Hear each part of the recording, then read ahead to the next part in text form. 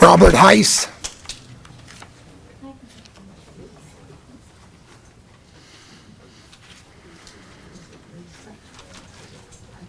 Please state your name for the record.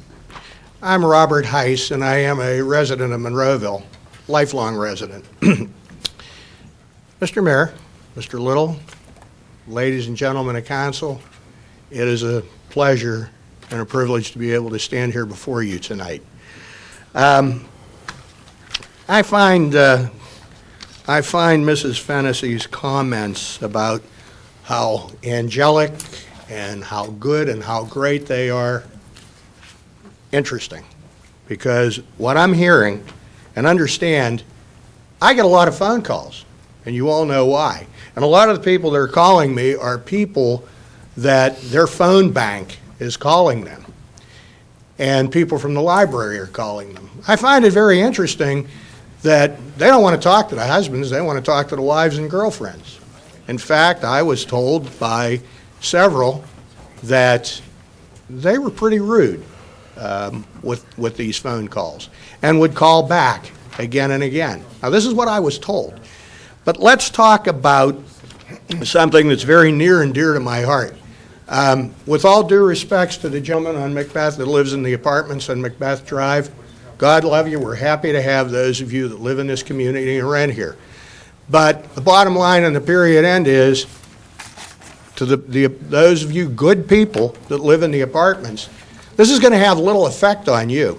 Where it's going to have, unless your property owners, your building owners, kick your rent up. With all due respect, sir, I'm sure that if you owned a home here, you'd be up here singing a different song. I can guarantee it. There are some things that have been done that really upset me. And one of the things that upset me is, and I cannot pronounce, forgive me, I cannot pronounce Debbie's last name. It's Izzauk.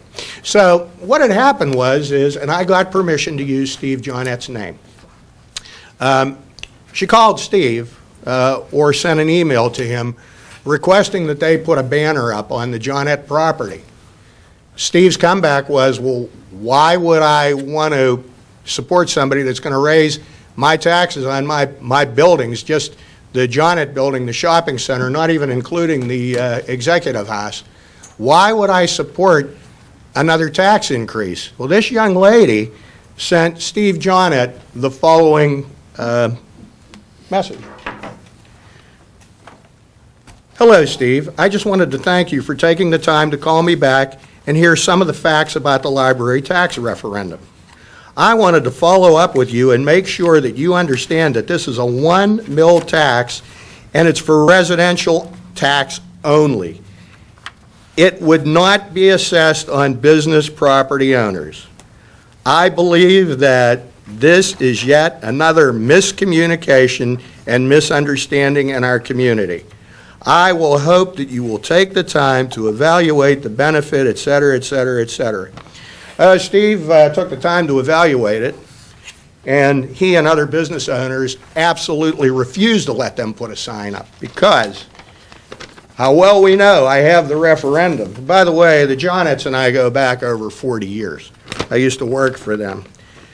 Shall 1 mil special tax be imposed by the municipality of Monroeville on all taxable real estate in the municipality? And then they send this out? This is a bunch of baloney.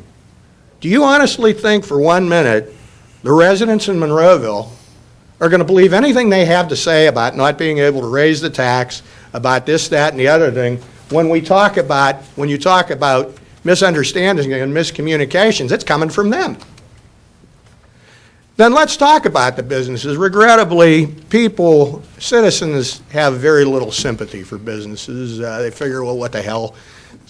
They have a business, they can afford to pay whatever. Why don't you do this? Why don't you people and your consultant back there, why don't you go to the Esta Esta and talk to the owner of the Esta Esta? I'm not mentioning his name because I didn't talk to him about getting permission to use his name. Why don't you talk to that gentleman who is clinging by his fingernails to stay in business? Clinging. Let's talk, and he lives in that building. Let's talk about the owners of the Rose Cliff Tavern. They both live here. They both own homes here, and now they own that building. How many lunches are they going to have to put out to cover the taxes that they're going to have to pay, right? Let's talk about the gentleman that owns the Steel Valley Steakhouse at the bottom of 48. That's a gentleman that lives in Monroeville, owns a home here, and in fact owns that building. So how many more steak dinners is he going to have to sell? In short, this tax is a job killer. It's a business killer. And you want to know something? They don't care. What really aggravates me to no end about it, and why I spearheaded this, is very simply, I never had any problems with the Monroeville Public Library, but I know its history because I've lived here all my life.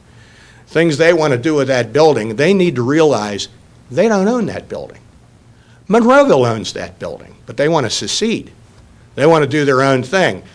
I have my little moles up there, but I can't make too many quotes because I have to be careful. But my understanding is they want to put a whole new facade on that building. They want that building to look like Mount Lebanon's building. Well, that's fine, well, and good, but we can't afford it. And if you like Mount Lebanon's library all that well, then by all means move to Mount Lebanon. God love them, they can afford it.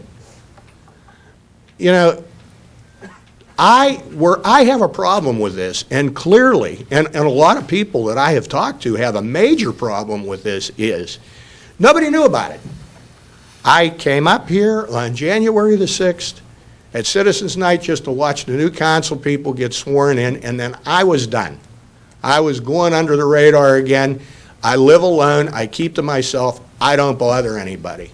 But as soon as Mrs. Fennessy came up here, and she's all full of effervescence, and, oh, you know, we need an elevator, and we need this, that, and the other thing. Well, I want to tell you, Mrs. Fennessy, what I need, and as much as I hate the thought of this, because I hate the concept of it, I'm thinking I'm going to file rights to know against that library because I want to know their budget, where their money's going.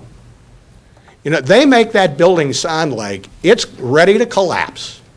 Well, have I got a hot flash for them? It's a good, solid building. I watched it go up. Does the building need updated and upgraded? Absolutely. What building doesn't? What building doesn't?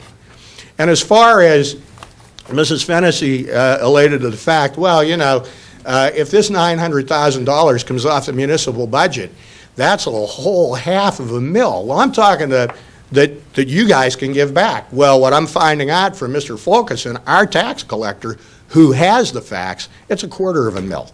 It's $900,000. What they'd be getting if this thing goes through would be $2.4 million. 5 mills. One, that's another mill on our taxable real estate. The other thing is, I want everybody here in TV land to realize what that $2.4 million is. Let's say over a 5-year period of time, that's almost $12 million.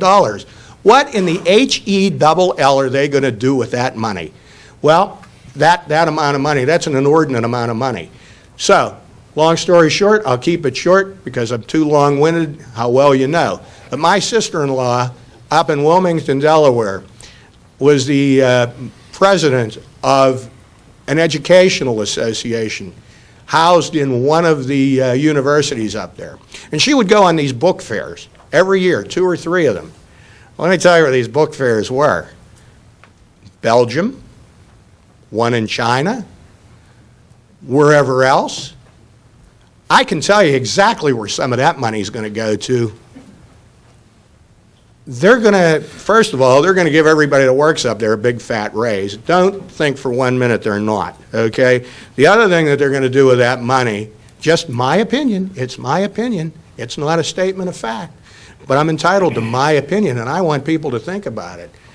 So at $10,000 or $12,000 or $15,000 per person, they're going to send people to, maybe, I don't know, send people to conferences around the world. I don't know. And as far as not being able to raise that 1 mil, I'm hearing far different story on that. The story I'm hearing is, yeah, they can. And I've really been doing my homework. There's a community in upstate New York. All they wanted was 1/4 of a mil tax increase 6 years ago. That's all they wanted. Well, you know what? That's 6 years ago, and they kept jumping it up. Those property owners are paying 4 mils now. So, you know, and last but not least, where's the money coming from to pay the consultant? I'd like to know that. Where's the money coming from to pay for their full-page ad in the Times Express, of which is loaded with some half-truths? Where's that money coming from? I know where it's coming from. I would be very hard-pressed to believe that perhaps somebody donated that money to them. Maybe they did, maybe they didn't. And if somebody donated the money to them, God love them. It would be none of my business then. But if it's coming out of municipal funds, then I certainly have a problem with that, and so should everybody else. What aggravates me to no end, and why I have become proactive, is I never had a problem with that library. And I would have clearly been on the other side of this if those people in that library on January the 6th would have come up here like good, solid citizens, and instead of laughing and giggling and being so full of effervescence and we need an elevator and this, that, and the other thing, if in fact they would have just reached out to the community and said, hey, we need help. But they didn't do that. What they're doing is they're forcing their will on people that do not use that library, and they shouldn't have to. They shouldn't have to do that. So, in any event, times are tough. People are hanging on by their fingernails. I mean, I certainly am. Mr. Consultant back there never decided to have those people go to the 3 major real estate companies within this community to ask them, gee, if we do this and go up to 5 mils, if we go over 4 mils, what kind of a negative impact? They never did that. They just went ahead and did it. They got some advice. I have an idea where they got it from, but I don't dare say because I really don't know. Ladies and gentlemen, for the sake of this community, and for the sake of you that want to sell your homes, and for the sake of those who so choose to want to try and buy within this community, vote no, vote no, vote no. Thank you.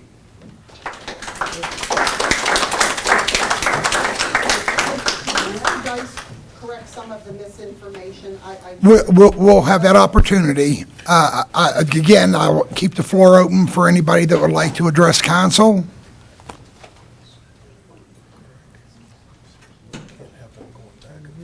I'm not going to do that, but I'm allowed. They have a right to come up and talk. That wasn't the order that we signed in on. How do we choose who gets to speak before the next person? It was the order.